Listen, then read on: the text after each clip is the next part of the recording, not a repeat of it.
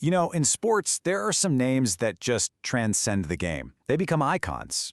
And today, we're talking about a guy whose last name was, well, basically his destiny. We're diving into the incredible story of Usain Bolt. All right, picture this. It's 2008. We're in Beijing for the Olympic 100-meter final. The entire planet is tuned in, but honestly, nobody had a clue what was about to happen. This wasn't just another race. This was the birth of a global superstar right there on the world's biggest stage.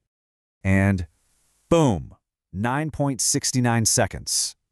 I mean, he didn't just win the race, he absolutely demolished the competition and the world record. That number, 9.69, it just changed everything we thought was humanly possible in less than 10 seconds. And you can just hear the sheer disbelief in the commentator's voice, right? Winning by daylight. That phrase says it all. It wasn't a close finish. It wasn't even a comfortable win. It was Usain Bolt, a huge gap, and then the rest of the fastest men on Earth. Okay, and this is where the story gets just wild. The guy literally starts celebrating before he even hits the finish line. He's slowing down, thumping his chest, and get this, his shoelace was untied. Untied! Who does that? It was pure, joyful confidence. It was just unbelievable. So, naturally, everyone was asking the same thing. Who is this guy? Where did he come from? How does someone this relaxed just show up and become the fastest man alive? Well, to figure that out, we've got to go back. And we're going way back to rural Jamaica. See, there was this kid, a natural-born athlete for sure, but track and field, that wasn't his first love. Nope. The future lightning bolt had his eyes on a totally different sport.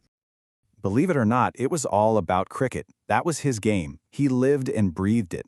But thankfully for the world of sprinting, his cricket coach saw something, that crazy speed he had on the pitch.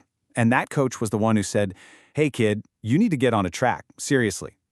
And once he took that advice, man, his rise was just explosive. You could see the raw talent was completely off the charts. Think about it. At only 15, he's the youngest world junior champ ever.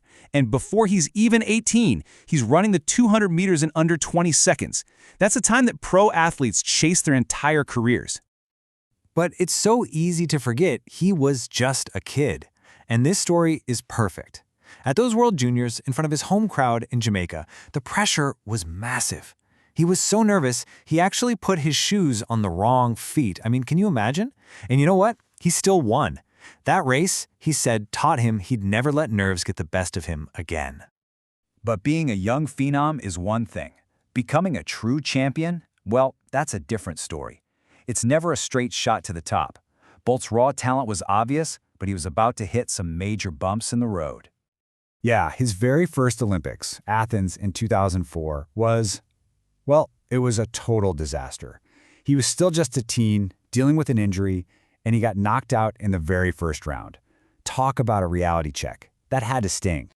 And even a few years later, he still wasn't the guy to beat.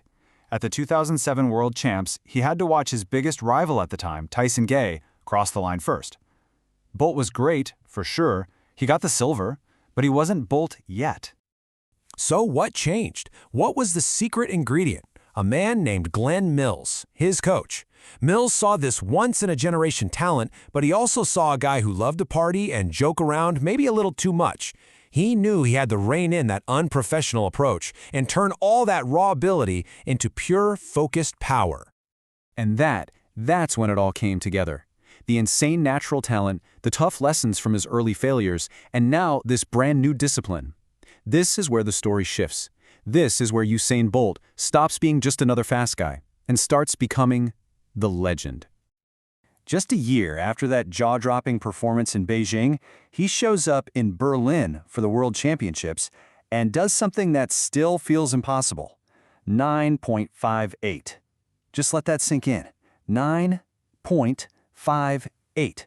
It's a time that just shouldn't exist. It felt like something out of a superhero movie. And this image just says it all. His rival, Tyson Gay, runs a 9.71, which, by the way, is one of the fastest times anyone had ever run. And look at the picture. It wasn't even close. Bolt had just unlocked a level of speed that nobody else on the planet had. And you have to understand why this was so monumental. In the 100-meter dash, records get broken by tiny little slivers of time, like 1/100th of a second. Bolt didn't just break the record, he shattered it by over a tenth of a second. That's not an improvement, it's a complete paradigm shift. And just when you thought it couldn't get any crazier, he wasn't done. A few days later, it's the 200-meter final. And what does he do? He breaks his own world record in that too, 19.19 seconds. So in the span of a few days, he basically took the sprinting record book and rewrote the whole thing. I think the best description of what it was like to race against him came from his biggest competitor, Tyson Gay. Just listen to this. It looked like his knees were going past my face. I mean, what can you even say to that? It just sounds physically impossible. Okay, so at this point, he has these records that seem like they'll stand forever. The conversation wasn't about winning anymore. It was about cementing his legacy.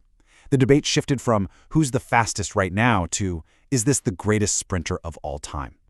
And you know what? Bolt wasn't about to wait for anyone else to crown him. After he dominated again at the London Olympics in 2012, he just came out and said it.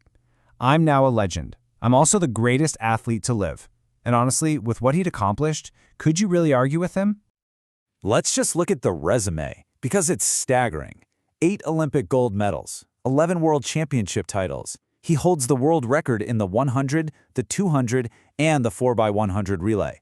And the big one? He's the only person in history to win both the 100 and 200 at 3 straight Olympics. It's just a level of dominance that's completely unmatched. People call it the triple-triple. That's winning gold in the 100, the 200, and the 4x100 relay at 3 Olympics in a row, Beijing, London, and Rio. Now, one of those relay medals was unfortunately taken away later because of a teammate, but the athletic achievement itself, it just speaks to a whole decade of being completely on top of the world. So, when it's all said and done, what do you think his real legacy is? I mean, yeah, he was the fastest man in history. The numbers don't lie. But was it the records that mattered most? Or was it the personality, the lightning bolt pose, the pure fun he brought to the sport that made millions of people care about track again? That's the big question, isn't it?